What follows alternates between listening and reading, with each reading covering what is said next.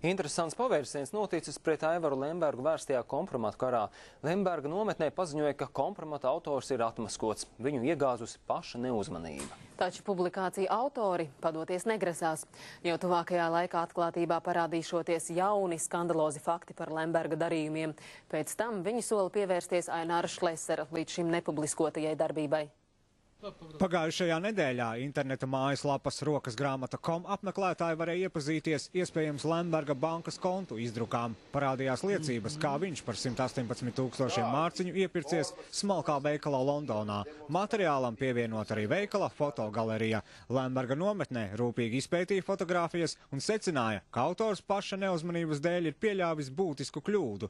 Skatloga atspīdumā redzams arī pats fotogrāfs. Saskatīt seju gan nav iespējams, var tikai pamanīt, ka vīrietim ir iesirmi mati un fotogrāfs ģērbies gaišā jakā. Daudzi saskata līdzību ar pazīstamo žurnālistu Lato Lapsu.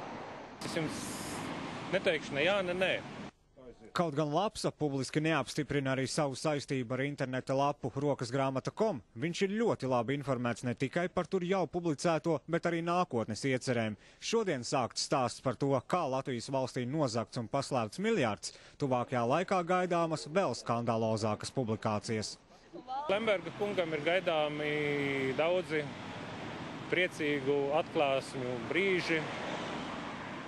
Un vienlaikus ilūziju sabrukums par to, ka var veikt milzīgus, ļoti apšaubāmus darījumus un cerēt, ka tas nekad nenāks gaismā.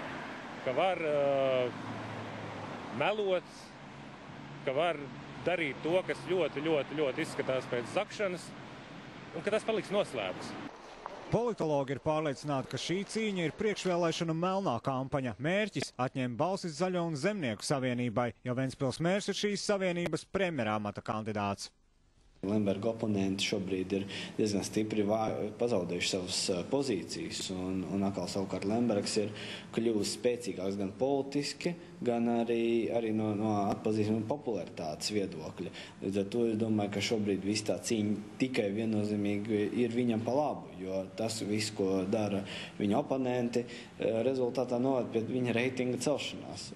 Izskatās, ka rokasgrāmata.com pastiprinātu uzmanību pievērsīs tieši partiju premjerāmata kandidātiem. No Lapsas izteikumiem var noprast, ka aiz Lemberga sekos publikācijas par Aināru Šleseru. Šlesera gadījumā varētu būt, ka tas trieciens būs maķenīt lielāks, ja tur gadījumā patiešām atklāsies kaut kas ļoti neglīts. Aiz tā vienkāršā iemesla, ka Šlesera tēls, kristīgās vērtības, tā teikt, darītājs un tā tālāk, tomēr ir maķenīt savādāks nekā Lemberga kunga tēls, kas tomēr ir lielā mērā padomjēras produkts. Kompromatu karā jau iesaistīts arī tiesību sargājošās institūcijas. Valsts policija ierosinājusi kriminālu procesu par Ventspils mēra dēla Anrija Lemberga iespējamo bankas kontu publicēšanu internetā. Guntis Meisters, Igmārs Stankēvičs, TV3 ziņas.